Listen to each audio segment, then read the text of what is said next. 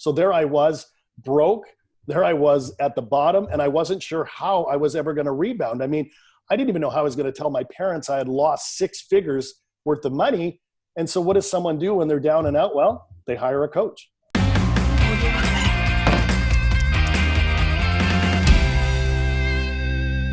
Hello, everybody. This is Josh Roosen, host of the Wheelbarrow Profits podcast, here with my co-host, the multifamily mentor, the coach, the chef, the father of 6, the best-selling author, the G-Dad, Gino. How's it going today? Mr. Joshua Roosen J-Bird. How are you, bro?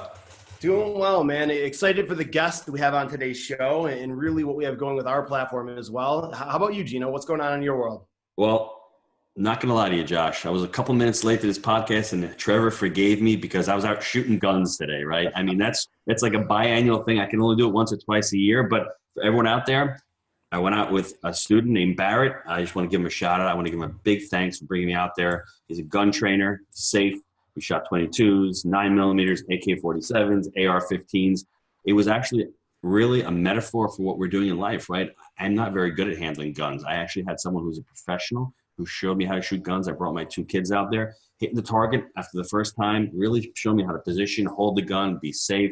And I think that's going to be the metaphor for this call. We need professionals to help us when we're starting something out. And if it's fearful, what's more fearful than shooting a gun? I mean, I've shot it several times, but shooting a gun for the first time and actually having someone there showing you, it's a metaphor for multifamily. If you've never done multifamily, please go out there and consider joining somebody's platform. Consider joining a community. It will shorten your learning curve, number one. It'll alleviate a little bit of the fear. We always have fear, right, Josh? I feel like throwing up before every deal. That's normal, right? But it'll allow you to take action, and it'll give you the confidence, and you'll have the support to go through it. So I'm sorry for going on so long, but it was just so exciting out there, and it was just great. What are you up to? You know, I think you hit it right on. Success leaves clues. Why reinvent the wheel? You know, anything that you're looking to do, someone's done it before, and you can compress time learning from the path that they've forged. And obviously you want to make sure they have the results you want, but I definitely agree with you on that one 100%. So Josh, today's guest, Trevor McGregor, he embodies that, right? He's a master platinum coach with over 20,000 hours. That's not 10,000, that's 20,000, right? Everyone says 10,000 is what you need, but he's got 20,000 hours of coaching experience. He's worked with clients from around the world, including Fortune 500 executives, high-level real estate investors, entrepreneurs, world-class athletes and professionals. His mission is to assist other real estate investors in realizing their true power and hidden potential to achieve more success, wealth, freedom, and contribution than they ever thought possible. So without further ado, Mr. Trevor McGregor, how are we doing? I am outstanding. I can't say I've shot any guns today, but I have walked on fire with Tony Robbins, which is a metaphor as well. But I bet that was fun. Great to be on your show. Love what you guys do. Thank you. I was going to say, well, while you're walking on fire, maybe I can take a couple of shots at you. I don't think I'll be able to hit you, but we're doing great over here. I'm really excited to have you on because I think our journeys in life have really mirrored each other. We're both in the restaurant business. I didn't crap out. My body crapped out. My willingness to be there crapped out, and I needed to find something else. And I landed with a life coach. He first helped me write a real estate cookbook. First a restaurant cookbook. And then after that, I said, wow, I need to expand my horizons. So can you share with the audience a little bit of your path, a little bit of your journey, how you got where you are today?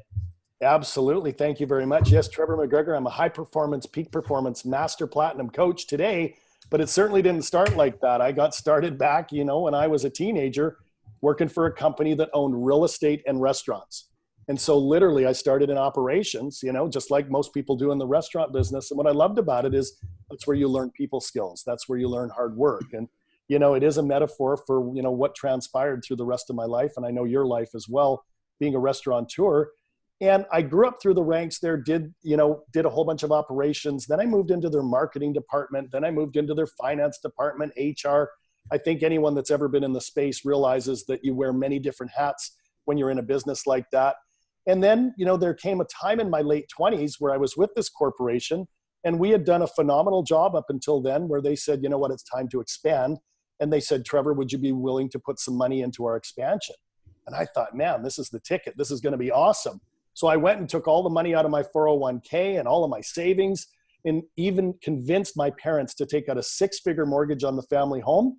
And I pumped it all into this restaurant expansion, Gino.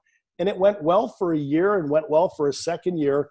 And then in 2001, around the time 9/11 hit, You know what? We were expanding way too fast, way too many cities, and the whole thing collapsed. And I lost all of the money that I put into the expansion.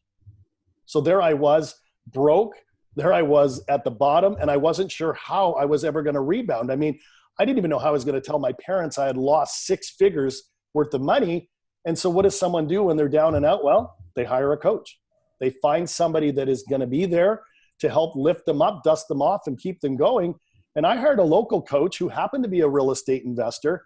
And he said to me, hey, Trevor, have you ever thought of investing real estate and using OPM or other people's money and leveraging that so that you can make some money, and maybe in 8-10 years, you'll be able to, get back on your feet? And I said, well, I've never done it, but if you show me how, I will. And Gino, that's really how I got started. And I bought one little property. I bought one little townhouse, and that was a good experience. And then I bought a condo because I took the money out of the property and leveraged it. And then I bought a condo, and that was a good experience because there was appreciation quickly. I was in Vancouver, British Columbia, Canada.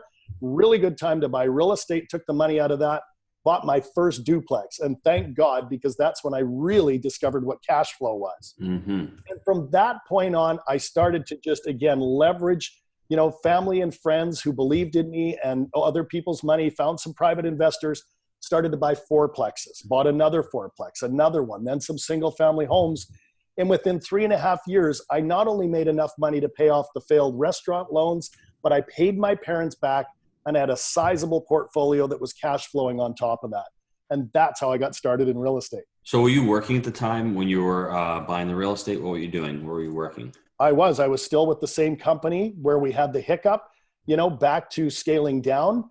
We laid off a ton of people. We consolidated our operations and kind of kept things simple, and things started to get better there. But I lost my zest for for restaurants because I had found this powerhouse of real estate. From that point, that's when I started to do some coaching through Tony Robbins, because I had hired my own Tony Robbins coach to keep my own momentum going. And he kept saying to me, Trevor, you're so passionate about the restaurant business, the real estate business. You're so passionate about people.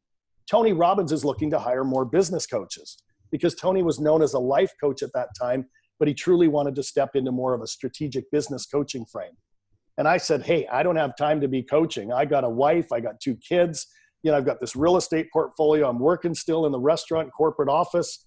And he kept bugging me and said, you'd be perfect for it. So eventually he wore me down, Gino. And I sent in my resume. There were 500 resumes that I, got thrown into that pile, got shortlisted down to 200, down to 100, down to 50. And I was selected to go and be part of the Tony Robbins training program. Doesn't mean that you're going to become a coach, but it's literally where you read all the books, you go to all the Tony Robbins events, you listen to all the CDs. And I also went to Orlando and got my coaching certification through a company called Coach for Life. At that point, I was absolutely thrilled and to be invited to the live practicum, where it's like a firing squad. You get 40 people watching you in a room, and you're literally called on to do live, real coaching with the human being. And I absolutely crushed it. And when the day was over, I ranked as number 2 out of the 20 people in the room. That's when they offered me a full-time position. That's when I joined forces with Mr. Anthony Robbins and never looked back, and had an absolutely unbelievable, time working with him for half a decade. It was like getting my black belt in coaching, as I did over 20,000 coaching calls to this point in my life. And a good half of those were when I was with Tony. So what do you think you'd be doing if you weren't coaching right now? I would probably be doing something in business, something in consulting, maybe, part and parcel in the restaurant business, because I love to eat. But at the end of the day, I'm in the people business. I don't really see real estate or coaching as anything but working with the teams and the people to do something mutually beneficial. And because I was a real estate investor, Tony would often give me some of his clients who were millionaires, even a billionaire, that did real estate. And I was there to not only help them with their psychology and their strategy, but to really get them to see that there's a fulfillment that comes with helping other people do it as well. And so as I did more and more of that, more and more people started to come to me and say, Trevor's the real estate guy, the real estate guy, the real estate guy. And one of those clients happened to be Mr. Joe Fairless, and literally took Joe under my wing. And at that time, Joe owned 4 single family homes in Texas. That's all he had to his name. and we were working together, and he was passionate about real estate, and he started to do these meetups. And I said, Joe, you're so involved here, and you're so in love with what's possible here, and you want to share it with more people. I said, have you ever starting a podcast? Have you ever thought of starting a podcast? And you know what he said to me, Gino? He said, that's a stupid idea. And I said, really? Yeah. Well, then as your coach, I challenge you to start a podcast. And guess what? He did. And the rest is history. That's awesome. I want to go back to the restaurant. What were the learning lessons in that business? Why did that business implode? You know, it was fascinating because restaurant business is a business where you have so many different facets of things that need to be done and done well. Not just the food, not just the service, not just the environment, but if a customer can see it, hear it, taste it, touch it, step on it, it's a reflection of the restaurateur. And I was always fascinated with why restaurants couldn't make it and what was the difference between the restaurants that could make it. And it was literally the culture. It was the people, it was the teams. And where there was a rush on a Friday night that you didn't prepare for and it imploded, you knew it was because of the leader. And when the rush on Friday night or Saturday night went off without a hitch and everybody celebrated at 8 o'clock or 9 o'clock when it was over, it was a direct reflection of who was driving the ship. And so I really learned that real estate is no different. We as real estate investors, and I'm a high-level real estate investor because I've gone on to do apartments with Joe Fairless in Dallas. I've invested in self-storage units with Dave Thompson in Key West, Florida. I own a luxury resort center in Costa Rica.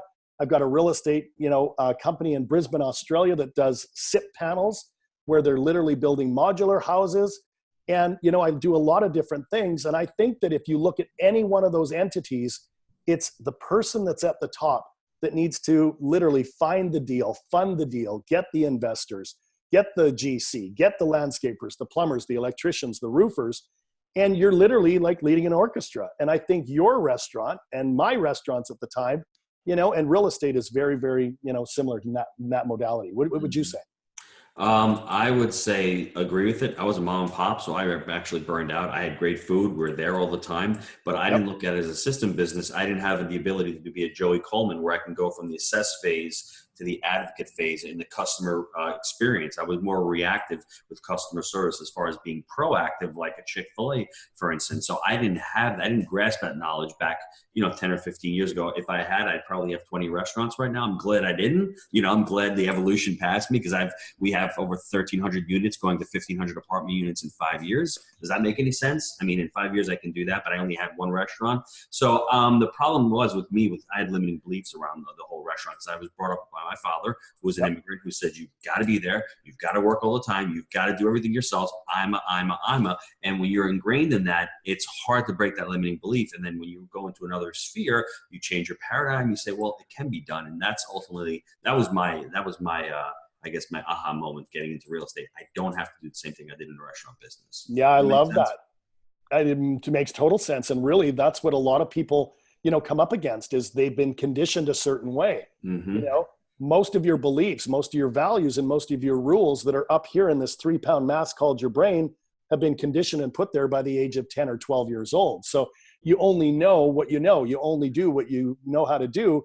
And that's why hiring a coach or a teacher or a mentor or a trainer or listening to great podcasts like yours and Jake's or listening to Joe or anybody is a way to start thinking and behaving differently than you've ever done before.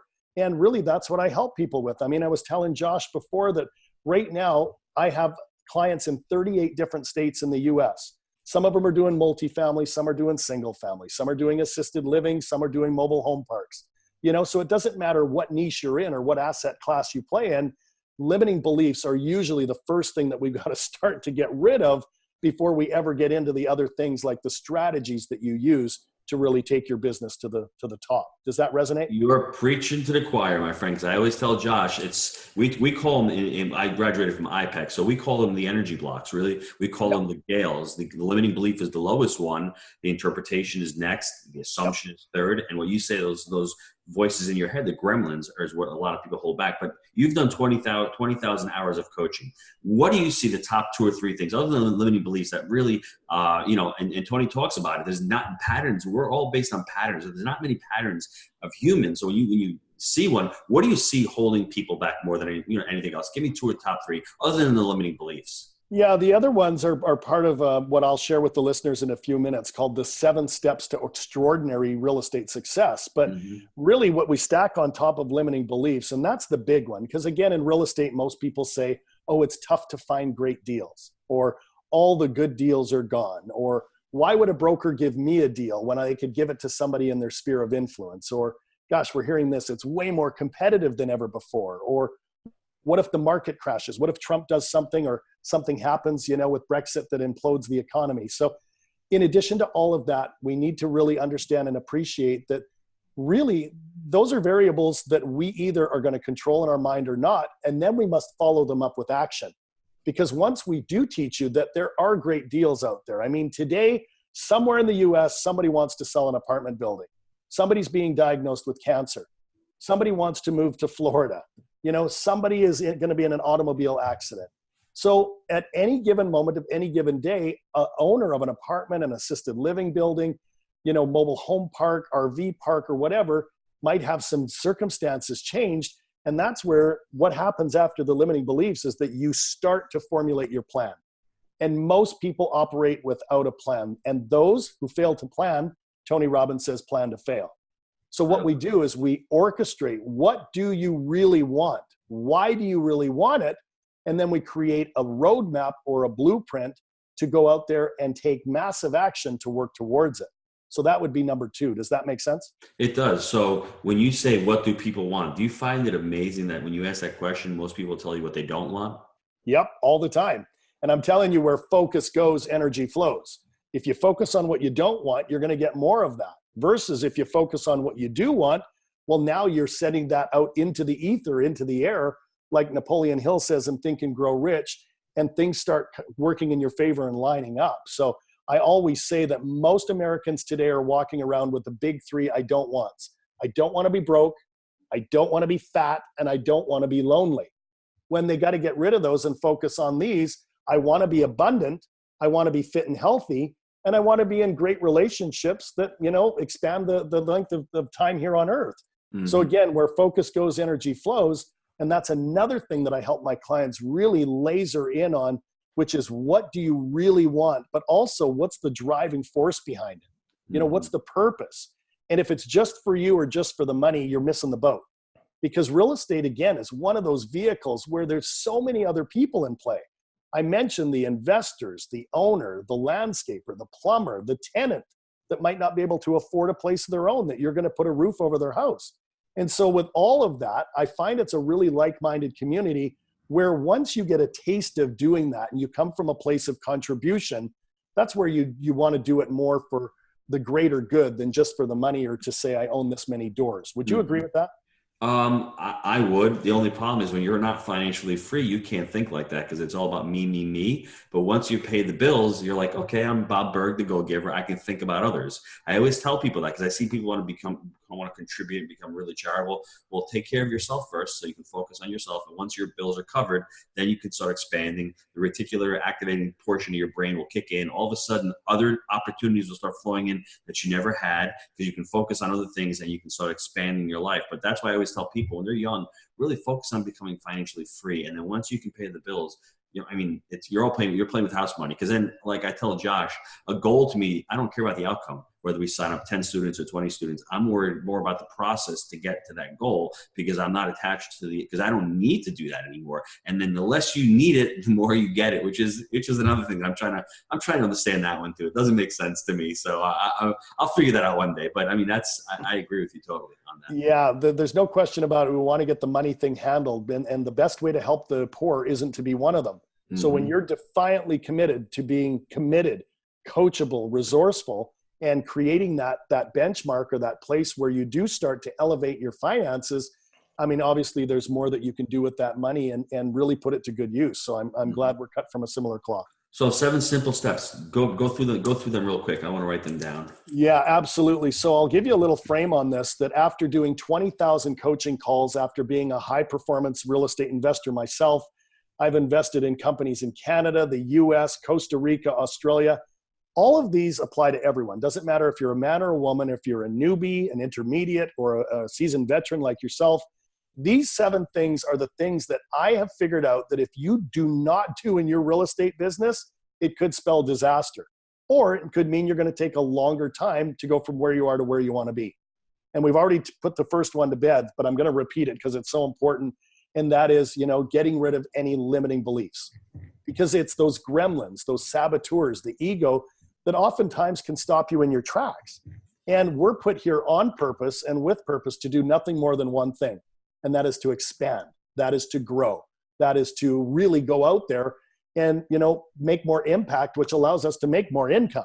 You're doing it in restaurants and real estate. You're doing it with your coaching clients. You're doing it with this podcast. You're doing it with your weekend retreat. You guys are doing a phenomenal job. But if somebody has a limiting belief and they say, well, that's for them and not me, they're really putting themselves in the back seat to doing it. So number 1 is we got to get rid of all limiting beliefs. Does that make sense? Totally. You bet. Number 2 is what we call knowing your outcome and creating a strategic plan to get there. And note that I said creating a strategic plan, because what most people do is they go, well, I want to buy real estate.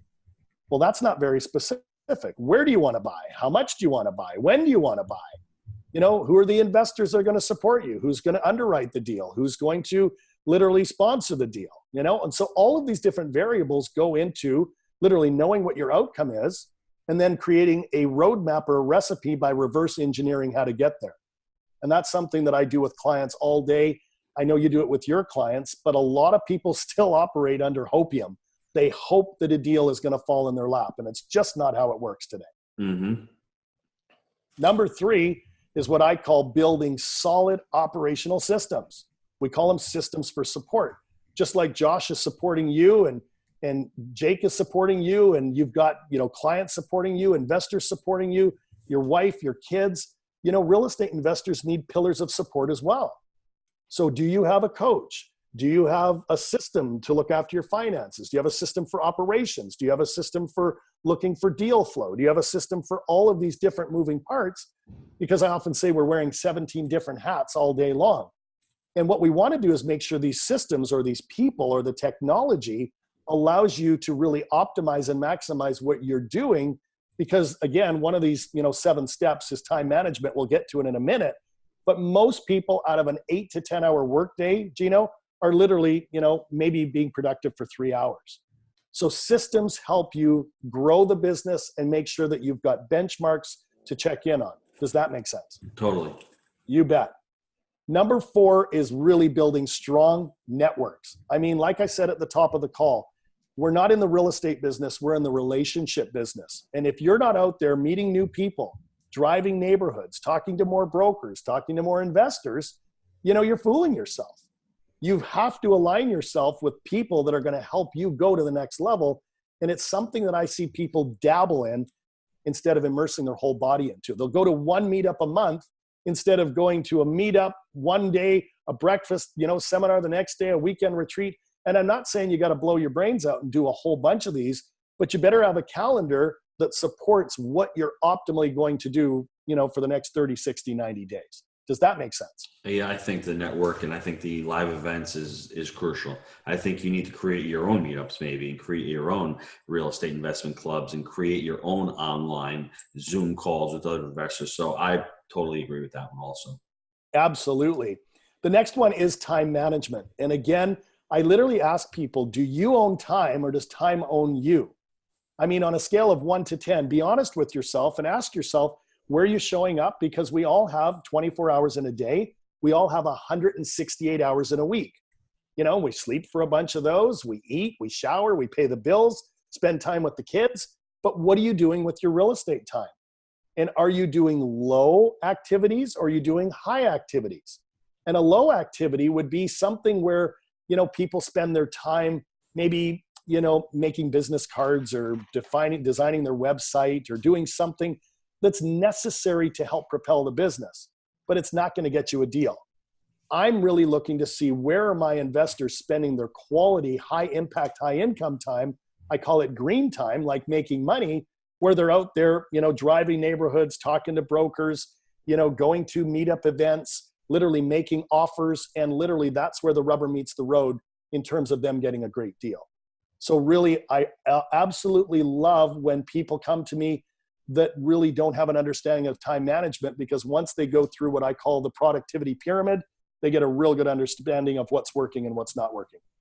So that's important, because time management, we teach our students to basically focus on a market. It's the first thing. You can't focus on 3 different markets. Focus on one, especially if you're a new investor. Start building teams out there. Start opting in the broker list. Start getting deals sent to you. Start doing property tours. It's going to take you 80 deals in this market to find one. So if you're going to look at 2 deals a week, it's going to take you 40 weeks to find a deal. It's all about the numbers. It's all about the math. So that time management is crucial. And on top of that, maybe the first 2 or 3 months that you're diving into it, you really need to educate yourself so you sound like a sophisticated investor. They won't ask you for proof of funds because you know what an LOI is, and you know what a BIP is, and you know what an IO is. So it's important that you educate yourself on the front end, and then after that, start taking those steps, like you said, with the time management. And it's all about momentum. You need that momentum to keep yourself going. You need to spend at least, I would say, at least a half an hour a day when you're first starting out to continue to fill yourself with this stuff, whether it's in the morning or it's in the evening, and continue to educate yourself and take those baby steps.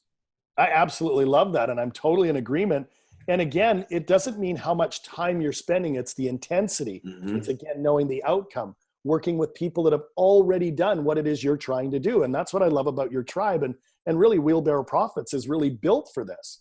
Because if you're learning what to do and you're doing the right things in the right order at the right times from somebody like you, I mean, they can definitely shorten the path to success. So I love that. And that leads to number 6, which is you got to honor your strengths and farm out your weaknesses. I mean, life's too short to do things that you don't like doing. You know, some people are people, and they love the thrill of the chase, and they're out there looking for deals. They love talking to brokers. They love going to meetups. You know, so we all need to learn all of these, but other people are numbers people. They like to sit behind a calculator and a computer and underwrite and crunch numbers. For me, I can do the underwriting, but it's certainly not my passion. My passion is going out there and finding deals, you know, looking for great value add opportunities, talking to people, you know, so really do what you're good at and get the support you need in the other areas. Maybe you hire a VA, maybe you hire, you know, somebody to help you underwrite. Maybe you hire you a speaking coach so you become a better presenter. But there's always a way to go from good to great to excellent, excellent to outstanding, and then outstanding to extraordinary if you do your zone of genius and you let other people around you lift you up. Does that make sense? Do you find this one to be a difficult one for people to grasp? Because this is the IMA mentality, where I can tell you Jake is very weak on the, and he'll tell you on the paperwork side. And it took him a couple of years. I guess he had to do it and learned how to do it, but he's actually shed it, right? So I think this is, if you can nail this one, if people can nail this one, they're going to have a much more fulfilling life. They're going to really like their job, because you don't want to go through life hating your job. But if you can really focus on what you do like, and those low levels, maybe you get a VA to do the mail for you, to send out the bills, to go to the post office. You don't do that stuff, but it takes people a long time to get there. Do you see this one as one of the most toughest ones for people? Oh, I sure do. It's a big one. And it's, again, it's universal. There's not one person that I've ever coached that didn't have things they like to do, and then they'd procrastinate on the things that they didn't like to do, and that bit them in the butt. So again, you're right. Life is too short. And I really do believe that we're here on purpose and with purpose to do our best work. And so take the gifts that you've got. Doesn't mean that you let that other stuff fall away, but you're either going to learn it and then assign it to someone so that you can inspect their work with respect, or you're going to let them handle that and absolutely go out there and keep growing your portfolio. I like that. And the last one, number 7. The last one is the big one, and that is to take massive action each day. Note that I said every single day, because you brought up the M word, and the M word stands for momentum. And if there's one thing I see a lot of people, it's like, you know, they get started and then, you know, life says boo, or something happens, or there's a new opportunity to sit on the couch and watch Netflix, and the whole dream, you know, falls apart. And that's not what I want. In fact, my clients are the clients that are defiantly committed to making sure that momentum happens, where it's like a hockey stick. And I'm from Canada, so we talk a lot of hockey, but it's like, you know, the handle of a hockey stick. And then eventually it gets to that curve where, you know, it happened for Joe Fairless. It took a long time for him to go from 4 single-family homes to having over 5,200 doors today and $500 million worth of assets under management. But it was from the momentum that he took every day to condition his mind, to know what his outcomes were, to create operational systems, to create absolute, strong networks through the podcast or through meetups. Then it was him outsourcing what he wasn't good at to Frank, and Frank did the underwriting, and Joe looked for the investors, and then continuing to take massive action daily. And, we're taking them up to $1 billion. In fact, that's what Joe and I have committed to doing together. And I don't see any signs of it not happening as long as we keep these 7 simple steps in play every day. So how do you get people who are procrastinating to take that massive action every day? Because, our motto is education times action equals results. We can educate you all you want. We can bring you to water. It doesn't mean you got to drink. So what I don't want to say techniques, but what strategies or what things do you do to actually have people take that momentum, take that action? Well, I love the question. That's really my sweet spot. That's why people hire me, because I work within the Tony Robbins model of the 3 S words. And those 3 S words stand for your state, your story, and your strategy. And I know you're a high performance coach yourself, so you know these things. But for the listeners, let me break those 3 down. Because your state is really comprised of your physiology, your focus, and your language. So if you're feeling down, or you're feeling like, man, I'll never find a deal, or you're feeling hard done by, and you're saying things like it'll never work, and your focus is on how it's not going to work, there's no way in hell that you're going to be able to go out there and find a deal when you're in that state. So the first thing we do is get you up. We get you moving. We get you hydrating. We get you to put on some AC/DC and start moving to the beat of the music. And from that physiology change, you're going to start to think and behave differently. So we always change somebody's state. Number 2, and the big one for me, is to help them change their story. And your story is really your identity. And you're either a victim, or you're committed to being a victor or a victorious person in real estate.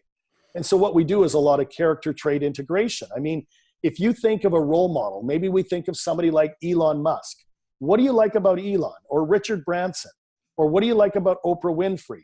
Well, what's happening is when I'm saying this is you're thinking, well, I love Elon Musk for his determination.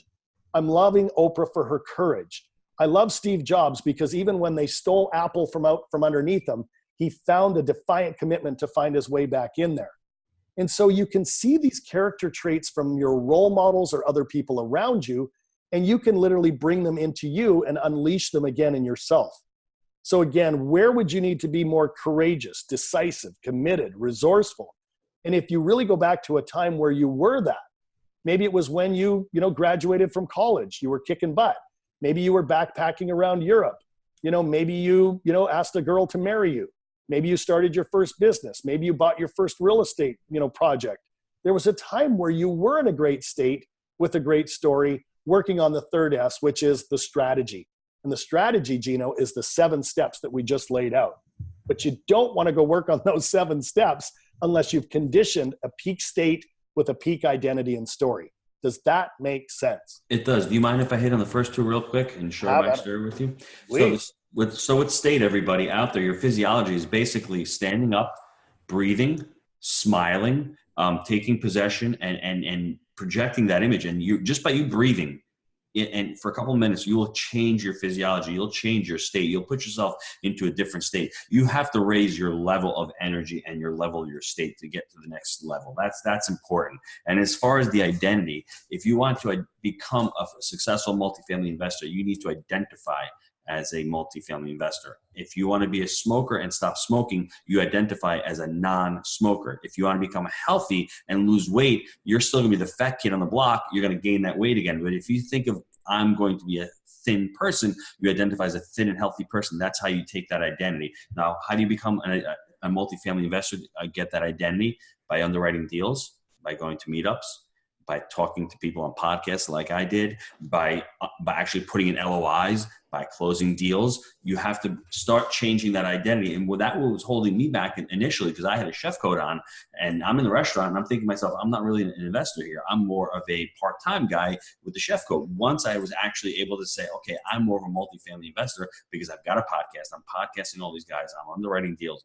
That identity started to shift. And now I speak to people who used to know me at the restaurant. They don't even recognize me anymore because I don't identify as a restaurant owner, as a chef. So that's a hard one for everybody. But if you can follow those 3, those 2, the state and the story, and then latch on to Trevor's strategy, there's no way you're going to fail. Let's not even talk about cap rates. Let's not talk about any of that other crap. Let's talk about those 2 first. Focus on those two, and then you can start talking about your limiting beliefs, those 4 energy blocks we talk about, and then you can go down the list. That's the key to success right there. I love it. And you said that so beautifully. And what I'd stack on top of that, because I'm a big guy for stacking, that's where we put good on top of good, is what you just said and what I just said really, begs me to ask the question about 2 things that we feel can really make or break an investor in this space as well. And the first one is passion, and the second one is hunger. Because if you really understand what we both said about those 3 steps, and you're passionate about real estate and people, and you're hungry for more, there's just no limit to what you can do. And that's where I get people to really think beyond, just what they think they can do. Why shoot for the moon when you can shoot for the stars? Because it's just literally align your state, your story, execute on these strategies, and then rinse and repeat, help more people make this world a better place. And you can have anything you want by helping other people get what they want. That famous Zig Ziglar quote. But state, story, and strategy is really what Tony Robbins cut his teeth on. And even to this day, when Tony's doing an intervention, it's all about someone's state, their story, and their strategy. So do you see people actually change their state in front of you? Do you actually see that change metamorphosizing in front of you, and then you actually have them adapt to that identity? Does that really work in front of them? I mean, in a live intervention, absolutely. If it's somebody in one of my weekend retreats or a mastermind or something like that, absolutely. If it's over the phone, as long as they're open to it, if they think, well, this is BS or this is woo-woo or this is a technique from Tony Robbins, Tony Robbins knows NLP and all these other facets of the brain. It's really not. You can change your physiology as quick as you snap your fingers. And when you do it, literally chemicals are released from your brain into your bloodstream that go to every cell of your body that make you vibrate differently. And when you vibrate differently, I believe you get into a different frequency, you get into a different rhythm, that then you can sit down and then say, well, who do I need to be? Not how do I go do, this next deal, but who do I need to be to go do this next deal with the passion, the hunger, the vitality, the vigor, the determination, where I'm going to have to literally keep going and keep going and keep going till they either find me dead at the side of the road or I've just bought myself an apartment building. Does that make sense? It does. It really does. This next question might be a little bit difficult to answer, but I think it's important. For me, it was easy. I had gotten to a point in my life, late 30s. I know I pissed off myself. I knew I should have done better. It was easy. See, 2 types of motivation that Tony talks about. I'm moving away from pain. Now I'm moving towards pleasure. Now, how do you deal with people that don't have that burst of energy or that willingness to do it, but they still want to get into it? How do you deal with that? Because people who are younger, they might not have that motivation yet. So how do you light a spark under them, or how do you get them to see what we're talking about? Well, it's a great question. It's easy to answer because success leaves clues. And again, you want to align yourself with somebody like you or Josh or Jake or Joe or Danny Randazzo or Jason and Pili Yarusi or gosh, all of these people that are in our circle together, because again, the fastest way to go from where you are to where you want to be is to literally learn from someone who's already done what it is you're trying to do. Mm-hmm. So if you're not feeling you can do it on your own, go to some meetups, go find some coaching, some mentoring, go to a weekend retreat, find people that are already doing it. And that really does something that I call, Gino, elevating your emotions. And when you elevate your emotions, it's absolutely fascinating to see how all of a sudden you start to breathe differently. You start to think differently. You start to say, well, is it possible that if I do what Jake and Gino and all these guests on Wheelbarrow Profits are telling me to do, that I could go out there and do the same? And again, they need to see it. They need to believe it. They need to absolutely defiantly commit to saying, you know what, I am going down that path with nothing but burning the boats behind them. Because getting a job for a lot of people at this stage, given what's going on with the economy, given what's going on with the opportunity to make money on the internet or in real estate, you don't have to do things traditional ways anymore. But if you're trying to figure it out on your own, that would be like sitting in an airplane that's going to fly from New York to LA. You've never flown a plane. You're looking at all of these dials and all of these levers and everything, and you don't know where to start. But having somebody like you, having somebody like me to support them, I mean, it's a game changer. So that's what I advise those young folks to do. And I like Josh's advice. Josh says, pay to play or seek to serve. That's what my boy over there says. So I love it. I love it. Great Josh, job. Before we get to the short answer questions, I've got one more question, and I think this is probably the most important one. how do you go out and find a life coach to work with? What should people be looking for, the qualities in a life coach, and how can a life coach help them out? Well, again, it's a great question, and I want to be very careful because I think different people need different levels of coaching. I am not a life coach. I might be branded as a life coach, but really I'm a strategic business strategist where I help businesses, even Fortune 500 companies. I've worked with Microsoft, American Express, Dell, Oracle, JP Morgan, done all of that. But my passion is real estate investors because I truly believe they're the ones that can literally make America great again. Take a group of people, pool their money, buy a building, make it better, renovate it, rehab it, refinance it. It's an absolute recipe for win after win after win. So if somebody's looking to find a coach to help them do that, really remember that there's something called tribal order, that somebody in your network, your cell phone has anywhere from 150 to 300 contacts or more right now. Somebody in there has already worked with a high performance coach, a mentor, a teacher, a trainer. And so don't go to the yellow pages, don't go to the internet, really ask your tribe for somebody that they feel would be a good fit for you. And really, I don't advertise for my services. It's all done through word of mouth. It's all done through podcasts. It's all done through me standing on stage at events. And literally, I think that there's enough people in our little tribe here that's getting bigger and bigger and bigger, even with bigger pockets. And I've loved, you're in Jake's, episode on bigger pockets. It's really a like-minded community where it's not that hard to find somebody, whether they're an official coach and mentor or whether they're really ready to just take you under their wing and show you what they've done. For the committed, there's always a way. Let's take a quick break for our sponsors. Gino, I know a lot of our listeners are wanting to take their multifamily investing business to the next level. I know that you've been hard at work helping Jake and Gino students do just that using our framework. Can you explain to the listeners how they can get our help? Guys, we've been hard at work growing our community of like-minded investors, and the results of our members has been nothing short of incredible. We're looking to grow this amazing group. What we're looking for is those who want to follow our proprietary framework that we've created. Buy right, manage right, and finance right. Leverage our connections, education, and mentorship as ways to take your business to the next level. So if you're interested in finding out more about how you can become a part of our amazing community, apply to work with us at jakeandgino.com/apply. Okay, so guys, I want to get with some of the short answer questions here. Trevor, for you, what's been the best deal you've done? Let's make it narrow it to real estate, and why? The best deal I've ever done was really buying a property here in Vancouver. Bought it 2 years ago, overlooking the Pacific Ocean. We're currently looking to knock it down and put up a beautiful new home on it, and literally got into it just based on one of the people in my tribe buying a lot that he didn't know at the time could be subdivided. And ultimately we went in and we found out that this beautiful lot overlooking the Pacific Ocean could be subdivided. We paid next to nothing for it, and we're going to, cash in over 7 figures on it. Ah, that's awesome. Yeah. That is awesome. How about your favorite book? Favorite book? Oh my gosh. Well, it sits on my desk. It sat on my desk for the last 15 years. Easily, hands down, Think and Grow Rich by Napoleon Hill.